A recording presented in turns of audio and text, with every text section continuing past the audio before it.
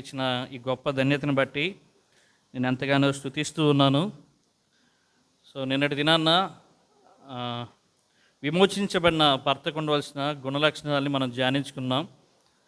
So ప్రేమికుడై ఉండాలి, lover అయి ఉండాలి, అలాగే లీడర్ అయి ఉండాలి, నాయకుడై ఉండాలని, అలాగే లెర్నర్ నేర్పరి అయి ఉండాలని మనం నిన్నటి దినాన్న నేర్చుకున్నాం. సో దాంతోపాటు కొన్ని లక్షణాలు, మరొక 3 లక్షణాలని, భర్తకు ఉండవలసిన 3 లక్షణాలు మనం చెప్పుకుంటూ తర్వాత భార్యకు ఉండవలసిన గుణాన్ని కూడా మనం చూసుకుందాం. దేవుని వాక్యాన్ని మనం తీసుకుందాం. ఎఫెసీయులకు రాసిన పత్రిక 5వ అధ్యాయం, ఎఫెసీయులకు రాసిన పత్రిక 5వ అధ్యాయం 22 నుండి 33 వచనాలండి. సో ఇదంతా భార్య గురించి, భర్త గురించి వాక్యం ఉంది. సో దీంట్లో మనం ఆల్రెడీ భర్త గురించి నిన్న కొన్ని లక్షణాలు మాట్లాడుకున్నాం. ఇప్పుడు మరొక 3 లక్షణాలని మనం ధ్యానించుకోబోతూ ఉన్నాం. సో 29 నుండి మనం చదువుకుంటూ ఉన్నాం. చూడండి, తన శరీరమును ద్వేషించువాడు ఎవడనూ లేడు కానీ ప్రతివాడును దాన్ని పోషించి సంరక్షించుకును. మనం క్రీస్తు శరీరమునకు అవయములై ఉన్నాము గనుకే అలాగూ క్రీస్తు కూడా సంఘమును పోషించి సంరక్షించుచున్నాడు. ఈ హేతువు చేత పురుషుడు తన తండ్రిని తన తల్లిని విడచి తన భార్యని హత్తుకొనును, వారిద్దరూ ఏక శరీరమగుదురు. ఈ మర్మము గొప్పది. అయితే నేను క్రీస్తుని గూర్చి సంఘముని గూర్చి చెప్పుచున్నాను.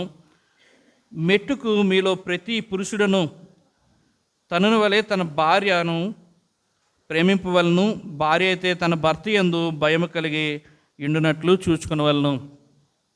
ఎఫెసీయులకు రాసిన పత్రిక 5వ అధ్యాయం 22 నుండి మనం 33 వచనాలు చూస్తున్నప్పుడు మొదటి 3 వచనాలు భార్యకు ఉండవలసిన గుణలక్షణాల గురించి చెప్తూ ఉన్నాడు. 22 నుండి మనం చూస్తాం. 22, 23, 24 వచనాల్లో 25 నుండి 33 వచనాల దాకా మనం చూస్తున్నప్పుడు భర్తకు ఉండవలసిన గుణలక్షణాలని మనం చూస్తాం.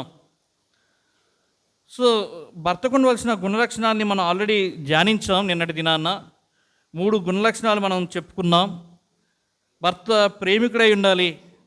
యేసుక్రీస్తు సంఘాన్ని ఎలాగైతే ప్రేమించాడో, సంఘాన్ని ఎలాగైతే ఆయన పోషించాడో, సంఘాన్ని అపారమైన ప్రేమ చేత షరతులు లేకుండా ఎలాగైతే ప్రేమించాడో, భర్త కూడా తన భార్యను అలా ప్రేమించాలి అనే దాన్ని చూసాం.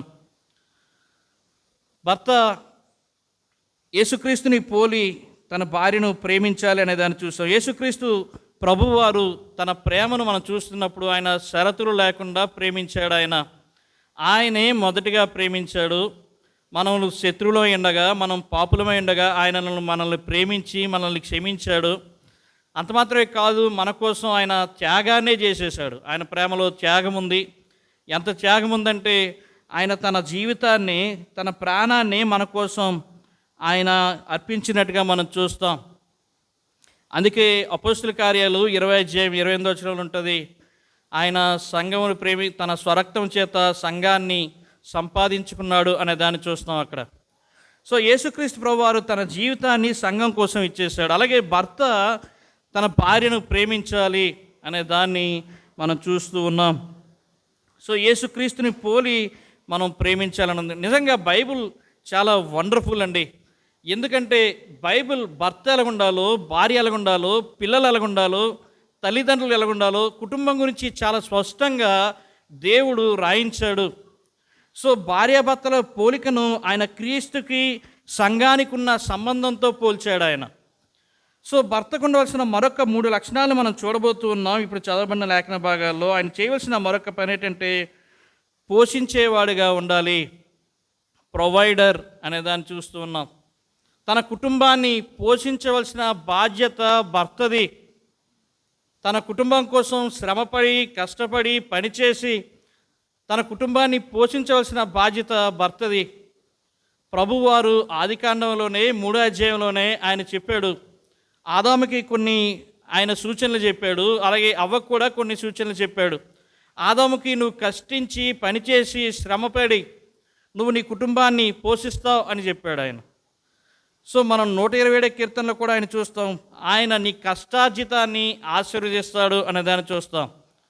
సో భర్తగా కష్టపడి పనిచేసి కుటుంబాన్ని పోషించవలసిన బాధ్యత భర్తకే దేవుడిచ్చాడు. నువ్వు ఏ పని చేసినా పర్వాలే, కేవలం గవర్నమెంట్ ఉద్యోగాలు సంపాదించాలని లేదు, ఏ పని చేసినా పర్వాలేదు, కానీ నీ కుటుంబాన్ని పోషించవలసిన బాధ్యత నీదే. నీ కుటుంబ అవసరతలను, నీ భార్య అవసరతలను తీర్చవలసిన బాధ్యత మనదే అని చెప్తూ ఉన్నాడు. భర్తగా కుటుంబాన్ని పోషించాలి, కుటుంబానికి అవసరతలు, నీడ్స్ ఏవైతే ఉన్నాయో వాటన్నిటినీ తీర్చవలసిన బాధ్యత భర్తది అని చూస్తూ ఉన్నాం. పోషకుడిగా ఉండాలి అనేదాన్ని ఇక్కడ చూస్తూ ఉన్నాం. అంత మాత్రమే కాదు, సంరక్షించుకొనును అనే దాన్ని చూస్తూ ఉన్నాం. ప్రొవైడర్ మాత్రమే కాదు, కుటుంబాన్ని కాపాడేవాడుగా, ప్రొటెక్టర్గా కనబడుతూ ఉన్నాడు. సో భర్త చేయవలసిన మరొక ప్రాముఖ్యమైన పని తన భార్యను సంరక్షించాలి. యేసుక్రీస్తు ప్రభువారు సంఘాన్ని ఎలాగైతే సంరక్షించాడో, ఎలాగైతే సంఘాన్ని కాపాడాడో, అలాగే భార్యను భర్త కూడా కాపాడాలి, సంరక్షించాలి అనే దాన్ని చూస్తూ ఉన్నాం. లార్డ్ జీసస్ క్రైస్ట్ సంఘాన్ని ఎలా ప్రేమించాడు, ఎలాగ కాపాడాడంటే చూడండి, ఆ వాక్యం ఉంది 25 నుండి మనం చూస్తున్నప్పుడు ఎలాగుంది, పురుషులారా మీరును మీ భార్యలు ప్రేమించి అటువల క్రీస్తు కూడా సంఘమును ప్రేమించి అది కలంకమైనను ముడతైనను అట్టిది మరి ఏదైనను లేక పరిశుద్ధమైనది గాను నిర్దోషమైనది గాను మహిమగల సంఘముగాను ఆయన తన ఎదుట దానిని నిలబెట్టుకోవాలని వాక్యముతో ఉదక స్నానము చేత దాన్ని పవిత్రపరిచి పరిశుద్ధపరచుటకై దాని కొరకు తను తాను అప్పగించుకున్నాను. సంఘాన్ని ఆయన ప్రొటెక్ట్ చేస్తూ ఉన్నాడు. తన ఎదుట మహిమగల సంఘంగా, పరిశుద్ధంగా, నిర్దోషంగా నిలబెట్టడానికి ఆయన తన వాక్యం చేత దినదినం మనల్ని కడుగుతూ ఉన్నాడు, పవిత్రీకరణ చేస్తూ ఉన్నాడు. సంఘాన్ని ఆయన తన ఆత్మనిచ్చి, పరిశుద్ధాత్మ దేవుని సహాయాన్నిచ్చి పాపంలోనికి వెళ్లకుండా, ఒకవేళ పాపం చేసినా తప్పు చేసినా దాని నుండి బయటికి రావడానికి పరిశుద్ధాత్మని సహాయాన్ని మనకి ఇచ్చాడు. అదే ఉంది 18వ వచనంలో కూడా ఏముందో తెలుసండి, అయితే ఆత్మపూర్ణులై ఉండి అని ఉందండి.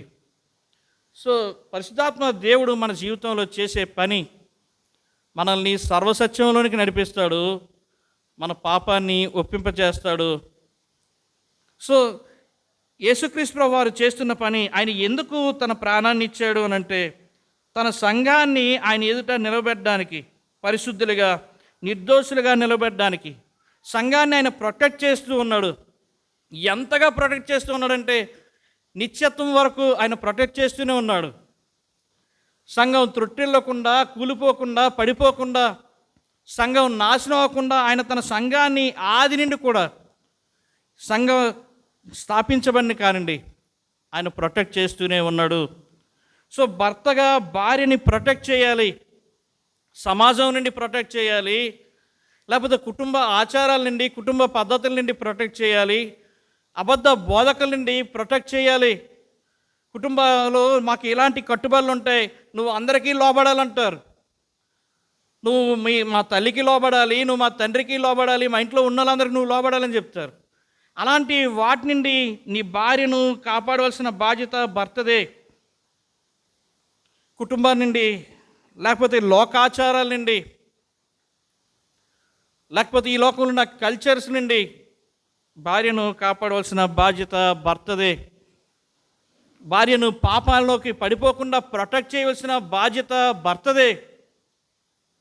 భర్తేమి యేసుక్రీస్తు ప్రభు వారిలాగా పెర్ఫెక్ట్ ఏం కాదు. ఈ లోకంలో మనం ఒకవేళ మనం లీడర్స్ కాబట్టి మనం చేసే పని ఏంటంటే చాలాసార్లు మనం తన ఎదుట తన పాపాన్ని ఎప్పుడు చూడడానికి ప్రయత్నం చేస్తాం. లార్డ్ జీసస్ క్రైస్ట్ ఆయన పెర్ఫెక్ట్, ఆయనలో ఏ పాపం లేదు, ఈ న్యూ నో సిన్ అని ఉందండి, ఆయన పాపం ఎరిగిన వాడు.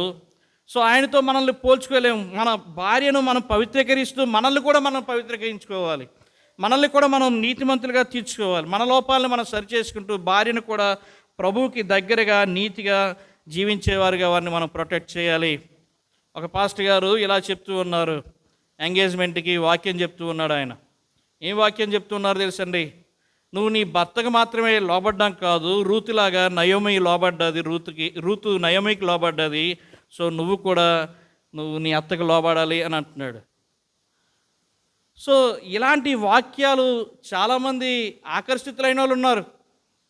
దురద చెవులు కలిగి ఇలాంటి వాక్యమే కరెక్ట్, ఇదే పెద్దలకు లోబడాలి అని చెప్పేసి, అత్తకు లోబడాలి, లేకపోతే మావయ్యకు లోబడాలి, కుటుంబంలో ఉన్న పెద్దలకు లోబడాలి అని చెప్పేసి చాలామంది వాక్యాలు చెప్తారు. నిజానికి వాక్యంలో అక్కడ రూతు గ్రంథంలో మనం చూస్తున్నప్పుడు నయోమి విడో, అలాగే రూతు కూడా విడో. నయోమి ఎక్కడ కూడా మీరు నా అండర్లో ఉండండి అని ఎక్కడ చెప్పలే. నయోమి మీ అంతటిగా మీరు దారి చూసుకోండి, మీరు యవ్వనస్తులు కదా అన్నారు. అయినా సరే రూతు నీ దేవుడే నా దేవుడు, నీ ప్రజలే నా ప్రజలని వెంబడించింది. తర్వాత నయోమి ఇక్కడ చేసిన పని చూడండి, అద్భుతంగా తన కోడలకు రీమ్యారేజ్ చేసింది, వివాహం చేసి చక్కగా పంపించేసింది. బైబిల్లో ఎక్కడ భర్తకు తప్ప ఎక్కడ నువ్వు వేరే వాళ్ళకి లోబడడం లేదు. మనం ప్రొటెక్ట్ చేయాలి భార్యను. సో పాపము నుండి ప్రొటెక్ట్ చేయాలి, లోకాచారాల నుండి ప్రొటెక్ట్ చేయాలి, కుటుంబ సాంప్రదాయాల నుండి ప్రొటెక్ట్ చేయాలి, భర్తగా సంరక్షించాలి, పోషించాలి. అంత మాత్రమే కాదండి, ఈ మాటలు చెప్తుంటే చాలామంది తల్లిదండ్రులు కోప్పడచ్చు, కానీ దేవుని వాక్యం స్పష్టంగా ఉంది. ఆది నుండి కూడా దేవుడి మాటలు చెప్తూ ఉన్నాడు. ఏ మాటలు అంటున్నాడంటే 31 వచనం చూడండి. ఈ హేతువు చేత పురుషుడు తన తండ్రిని తల్లిని విడిచి తన భార్యను హత్తుకొనును, వారిద్దరూ ఏక శరీరమగుదురు అని ఉందండి. దేవుడు అంటున్నాడు, నిన్ను కన్నా నీ తల్లిని నీ తండ్రిని విడవాలి. నువ్వు వివాహం చేసుకున్న తర్వాత నువ్వు నీ భార్యతో కలిసి జీవించాలి. మీ ఫ్యామిలీ లైఫ్ నువ్వు స్టార్ట్ చేయాలి, మీరు లీడ్ చేసుకోవాలి. వాళ్ళతో కలిసి ఉండడం కాదు, మీరు వేరుగా ఉండాలి అని అంటున్నాడు. లీవ్ అండ్ క్లీవ్ అని ఉందండి. విడిచిపెట్టడం అలాగే హత్తుకోవడం అనే దాన్ని చూస్తూ ఉన్నాం. ఈ పద్ధతిని చెప్తే చాలామంది తప్పుడు బోధ అంటారు ఈ మాటలు చెప్తుంటే. ఏంటండి తల్లిదండ్రులు వదిలేయమంటారా దేవుడు, భార్యను హత్తుకోమంటాడా అని. ఏంటి యేసుక్రీస్తు ప్రభువారు వాక్యం ఎంత స్పష్టంగా రాశాడంటే, ఆయన రాసినట్టుగా ఈ బైబిల్లో ఉన్నట్టుగా అసలు ఇంకెక్కడే లేదండి. తల్లిని తండ్రిని సన్మానించు, వారిని గౌరవించు, వారు ముదిమి వచ్చినప్పుడు వారిని నువ్వు చూసుకో అని అన్నాడు. అదే దేవుడు అంటున్నాడు, లీవ్ అండ్ క్లీవ్, నువ్వు విడిచిపెట్టాలి నీ తల్లిని నీ తండ్రిని అంటున్నాడు. ఏంటి ఈ మాటలు ఎవరు చెప్తున్నాడు తెలుసండి? స్టార్టింగ్లోనే చెప్తూ ఉన్నాడు ఆయన. ఆదాము అవ్వ దగ్గర నుండే చెప్తూ ఉన్నాడు ఆయన. వారికి తల్లిదండ్రులే లేరు, వారిని ఇద్దరిని జతపరిచిన తర్వాత ఆయన అంటూ ఉన్నాడు, సేమ్ ఇదే మాటలు పలుకుతున్నాడండి. తల్లిని తండ్రిని విడిచి నీ భార్యను హత్తుకోవాలంటాడు. సో స్టార్టింగ్ నుండి కూడా ఆయన ఉద్దేశం, వన్స్ మ్యారేజ్ అయిందంటే భార్యాభర్తలు ఒక కుటుంబం, వాళ్ళొక ఫ్యామిలీ, వాళ్ళకంటూ ఒక ప్లాన్స్ ఉంటాయి, వాళ్ళకంటూ మేనేజ్మెంట్ ఉంటుంది, వాళ్ళకంటూ కొన్ని టేస్ట్లు ఉంటాయి. సో ఖచ్చితంగా విడిచిపెట్టాలి. ఎన్ని తల్లిదండ్రులే మనస్ఫూర్తిగా విడిచిపెడితే ఇంకా మంచిది. అసలు నువ్వే ఇంకా పెళ్ళి అయిపోయింది కదా, నువ్వు సపరేట్గా ఉండు అని చెప్తే ఇంకా ఆశీర్వాదం. నిజంగా ఏంటి, కడుపులో ఉన్న పిల్లోడు తన కడుపులో నుండి బయటకు వచ్చిన తర్వాత తల్లికి పిల్లోడికి అటాచ్మెంట్ ఉంటుందండి, నాభి అని అంటారు దాన్ని. సో ఈ అటాచ్మెంట్ని పిల్లడు పుట్టిన తర్వాత నర్సులు కానీ డాక్టర్లు కానీ ఏం చేస్తారంటే అది కట్ చేస్తారు. అది కట్ చేసినప్పుడు లేదు నా కొడుకు నాతోనే ఉండాలని అనడానికి లేదు. కడుపులో ఉన్నంతసేపే ఆ బాబు ప్రొటెక్షన్ కోసం లేకపోతే పాప ప్రొటెక్షన్ కోసం నువ్వు ఆ నాభిని ఉంచాలి. వన్స్ బయటకు వచ్చిన తర్వాత కట్ చేయాలి. 120 కీర్తనలో ఉంటుందండి, చూడండి ఆ మాట నేను చదువుతున్నాను. 120 కీర్తనలో మరొక మాట ఉంటుంది.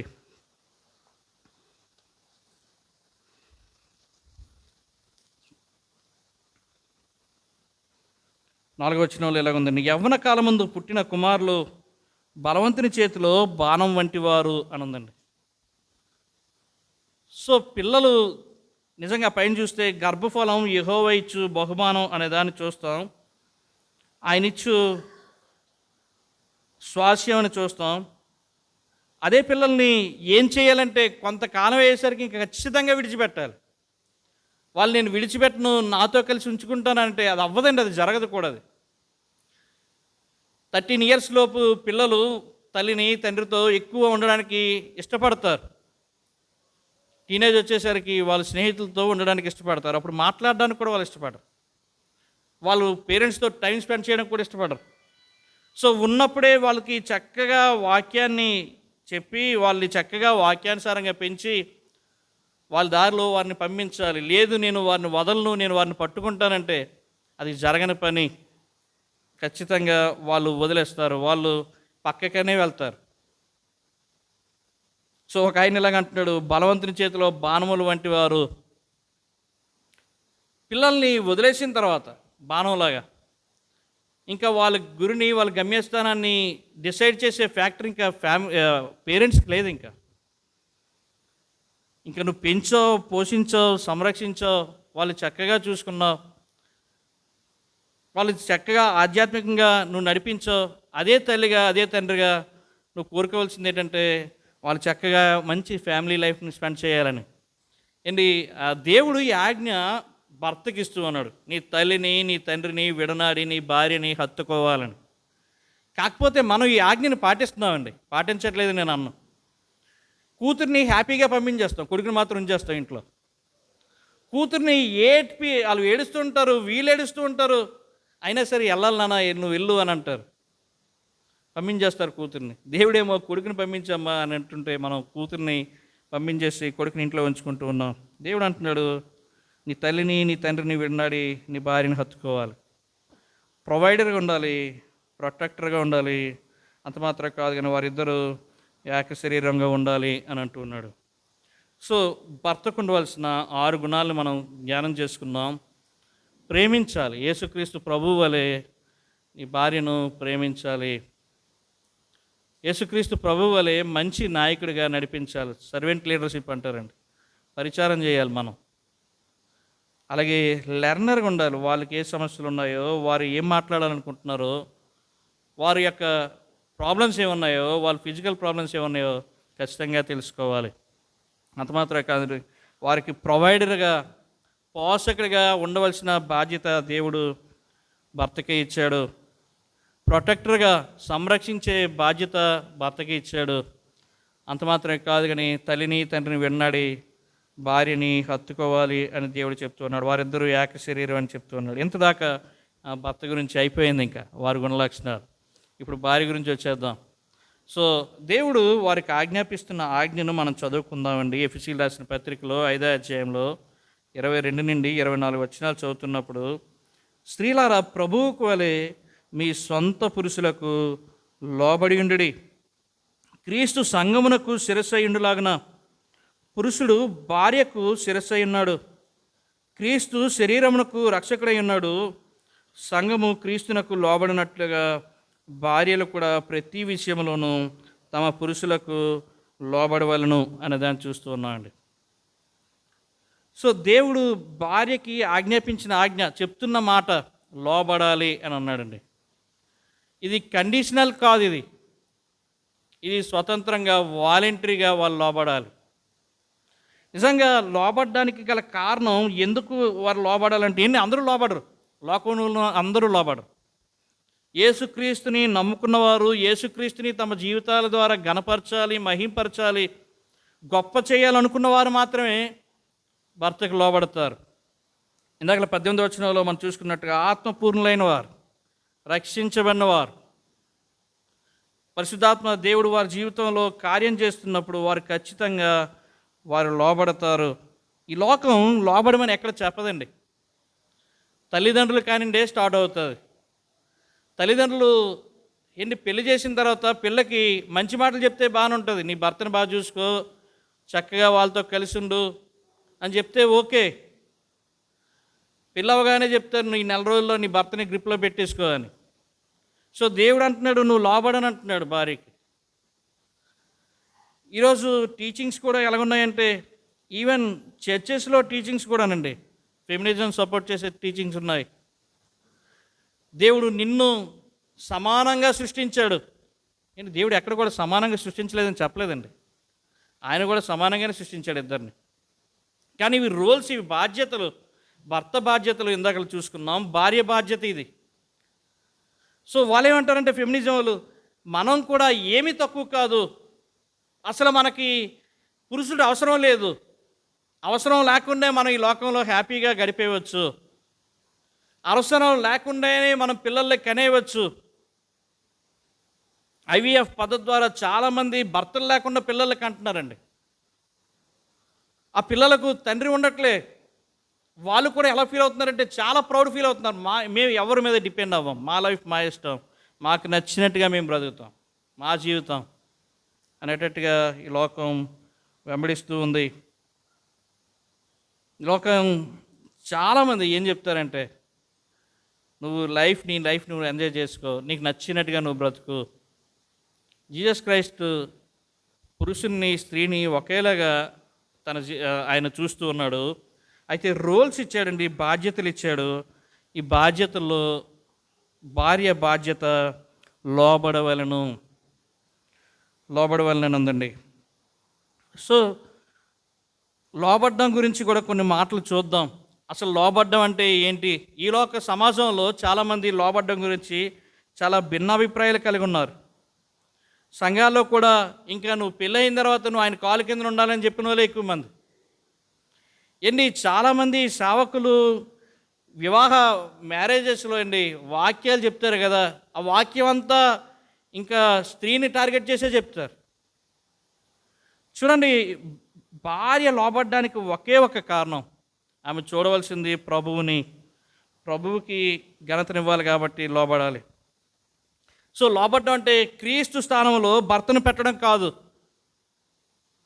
యేసుక్రీస్తు స్థానంలో భర్తను పెట్టి నేను లోబడతాను, యేసుక్రీస్తుకి ఎలాగైతే నేను లోబడ్డాను భర్తకు కూడా నేను లోబడతాను అనడానికి లేదు. ఎందుకంటే భర్త సిన్నర్, పాపి. అబ్రహాము సారాతో ఒక మాట చెప్తూ ఉన్నాడండి, 12:13 నీవు నా సహోదరి అని చెప్పు అని అంటాడు. ఆమె వినేసి చెప్పేస్తుంది. సో ప్రతిదీ మనం చెప్పాలని లేదు, నువ్వు ప్రతిదీ వినాలని లేదు. అది కరెక్ట్ అయితే, ప్రభువుకి అది ఆమోదయోగ్యం అయితే నువ్వు ఖచ్చితంగా వినాలి. అంతే తప్ప పాపం చేయమంటే చేయాలని లేదు. లోబడ్డం అంటే నా భర్త ఏం చెప్తే చెప్తాను అని ఆయన పాపం చేయమన్నా నువ్వు పాపం చేయడం కాదు. సో లోబడ్డం అని అంటే సొంత ఆలోచనలు, జ్ఞానాన్ని వదిలేసి ఇంకా మీరు ఏది చెప్తే నేను వింటానని అనడం కాదు. చాలామంది పెళ్ళైన తర్వాత భర్త భార్యకి ఏం చెప్తారంటే, నువ్వు ఇంతకుముందు ఎలా జీవించావో నాకు తెలియదు, ఇంకెక్కడికి వచ్చాక నువ్వు మారిపోవాలి, అంతా మన ప్యాటర్న్లోకి వచ్చేయాలంటారు. దేవుడు ఎప్పుడు అలా చెప్పలేదండి. అమ్మా మీరు ఫోన్ ఆపండినా, దేవుడు ఎప్పుడు అలా చెప్పలే. చూడండి, ఆయన ఏమన్నారంటే ఒకరికొకరు, కొలసీలు రాసిన పత్రికలో 3:16 ఇలాగ ఉంటుందండి, సంగీతములతోనూ కీర్తనలతోనూ ఆత్మ సంబంధమైన పద్యములతోనూ ఒకరికొకరు బోధించుచు బుద్ధి చెప్పుచు కృపాసహితముగా మీ హృదయంలో దేవుని గురించి గానము చేయొచ్చు, సమస్త విధమైన జ్ఞానముతో క్రీస్తు వాక్యం మీలో సమృద్ధిగా నివసింపనీయుడి. ఆమె ఆలోచన కూడా మనం కన్సిడర్లో తీసుకోవాలండి. ఇద్దరు కలిసి ప్రభువుని కనపరచాలి, ఇద్దరు కలిసి ప్రభువుని గొప్ప చేయాలి, ఇద్దరు కలిసి బోధించుకోవాలి, ఒకరికొకరు మాట్లాడుకోవాలి, ఒకరితో ఒకరు కలిసి జీవించాలి. సో చాలామంది ఏంటంటారంటే, నా దగ్గరికి వచ్చిన తర్వాత ఇంకా మీ మాటలు జల్లవు, ఇంక నేనేం చెప్తే అదే చేయాలి అని అంటారు. కానీ దేవుడు అలా చెప్పట్లేదు, స్త్రీని అలాగా ప్రదర్శించలేదు ఆయన తన వాక్యంలో. సామెతల గ్రంథంలో 31:26 ఇలాగ ఉందండి, ఆమె నోటి మీద దయగలిగిన బోధ ఉండాలి, జ్ఞానం కలిగిన తన నోరు తెరుచును, కృపగల ఉపదేశము ఆమె బోధించును అని ఉందండి. సో దేవుడు ఆమెను నెగిటివ్గా ఎక్కడ ప్రదర్శించలే, స్త్రీని, భార్యను, తన కుటుంబాన్ని, తన పిల్లలకు బోధించేదానిగా అని చూపించాడు. ఒకనొక టైంలో న్యాయాధిపతుల గ్రంథంలో ఉంటుందండి, 13:21-27 చూస్తున్నప్పుడు మనోహ చాలా భయపడిపోతాడు. దేవుడు మనకు ప్రత్యక్షమయ్యాడు, మనం నిశ్చయంగా చనిపోదాం అని తన భార్యతో అంటున్నప్పుడు ఆయన భార్య చక్కగా మాట్లాడుతుందండి, యెహోవా మనలను చంపగొరినిలా ఆయన దహన బలిని నైవేద్యమును మన చేత అంగీకరింపడు, ఈ సంగతులన్నింటినీ మనకు చూపించడు అని ధైర్యాన్ని ఇస్తూ ఉంది. సో నొక్కిమని దేవుడు ఎక్కడ చెప్పలేదండి. లోబడ్డం అంటే నీకున్న తలాంతులను, నీకున్న వనరులను వదులుకోవడం కాదు. దేవుడిచ్చిన టాలెంట్స్ని, దేవుడిచ్చిన ప్రతి ఈవిని వదులుకోవడం అని కాదండి. దేవుడు చాలా టాలెంటెడ్ చేస్తారు.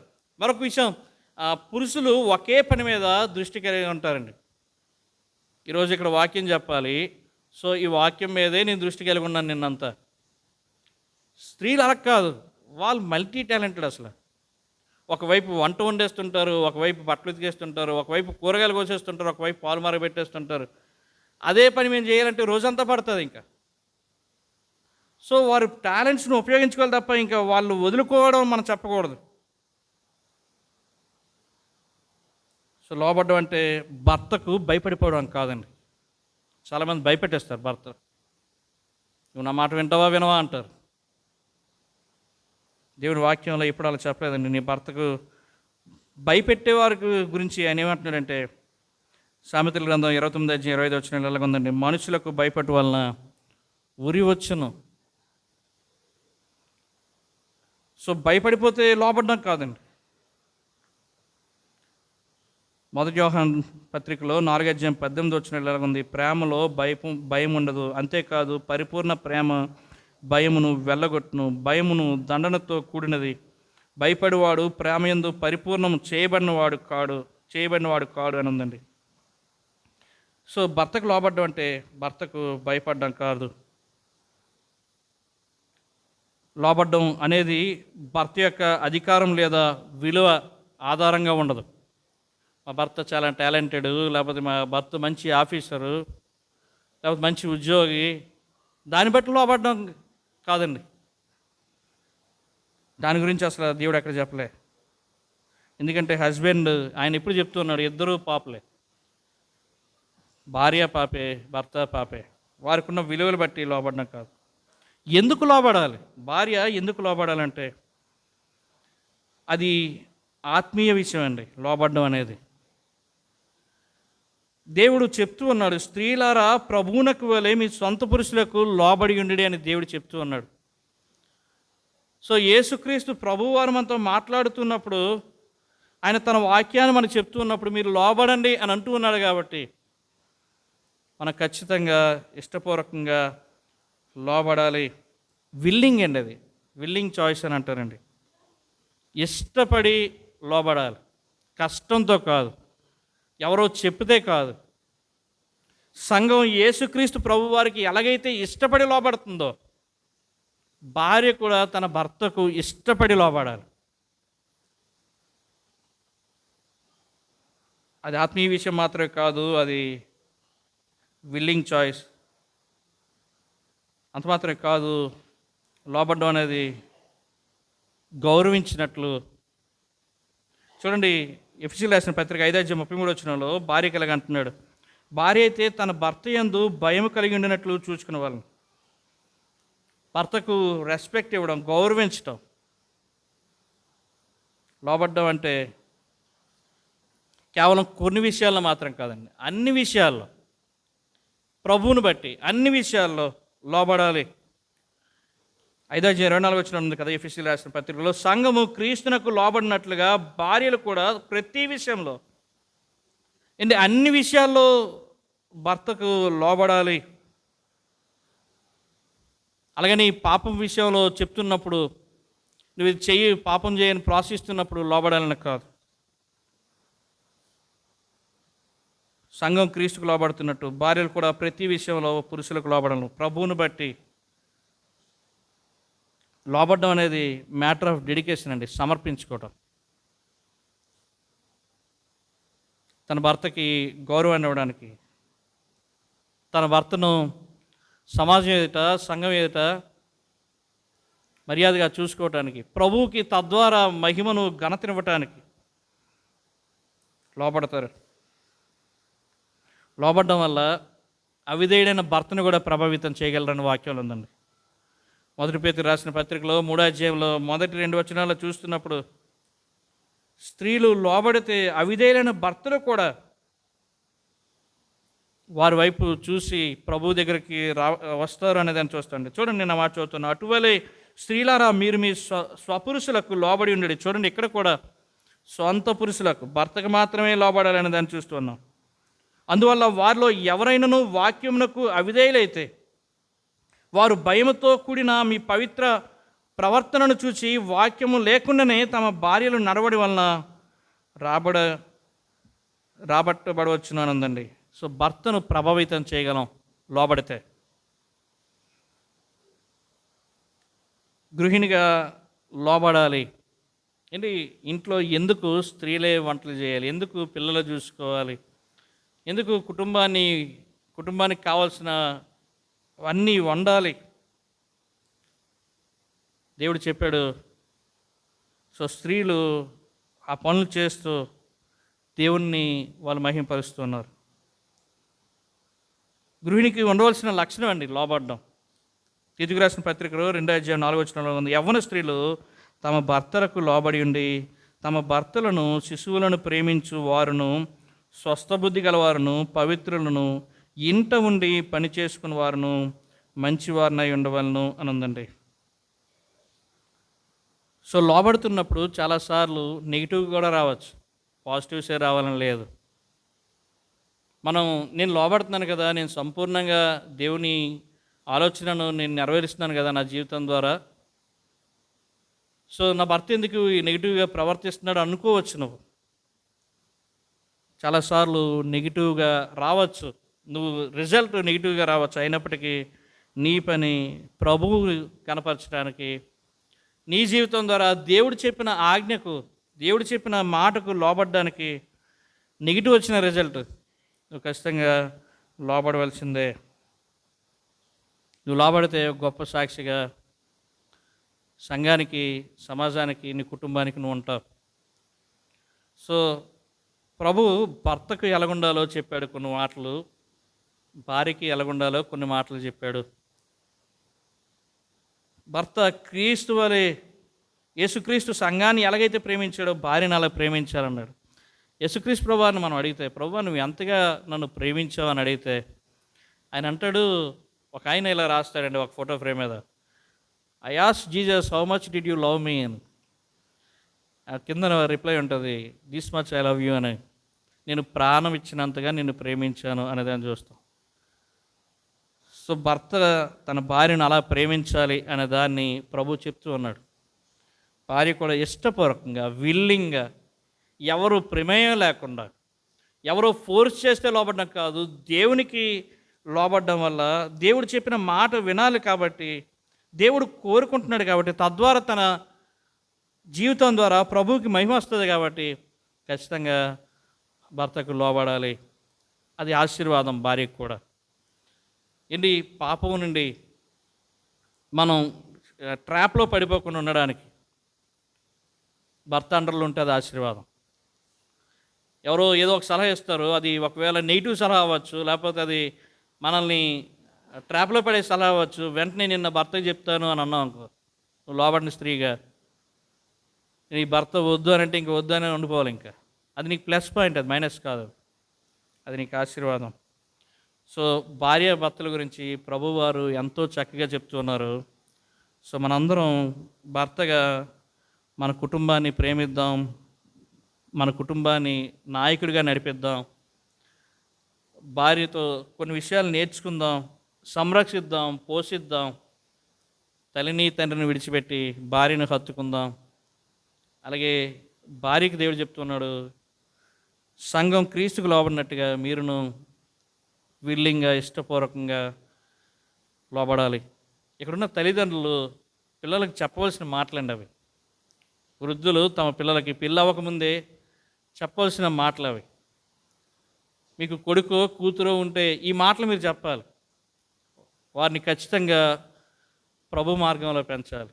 యేసుక్రీస్తు ప్రభు వారు కోరుకుంటున్నట్టుగా, వాక్యం బోధిస్తున్నట్టుగా వారు చెప్తే చాలా హ్యాపీ అవుతారు. వాళ్ళు ఖచ్చితంగా సత్యం తెలుస్తుంది. ఒకరోజు మా అమ్మ నన్ను సరైన పెంపకాన్ని పెంచింది, మా నాన్న నన్ను సరైన విధంగా గైడ్ చేశాడని చాలా హ్యాపీ అవుతారు. చిన్న ప్రార్థన చేసుకుందామండి, చిన్న ప్రార్థన చేసుకుందాం. దయగలిగిన మా యేసయ్య, స్తుతులకు పాత్రుడా, స్తోత్రాడా, దేవా, మా బాధ్యతలను మా ముందుంచావు.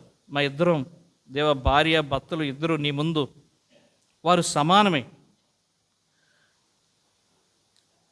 నీలో ఎలాంటి డిస్క్రిమినేషన్ అనేది లేదు. మేము అనుకుంటాం అలా, కానీ ప్రభు మా రోల్స్ ఇచ్చాను, మా బాధ్యతలు ఇచ్చాను, మాకు మేము చేయవలసిన పనులు మాకు చూపించావు.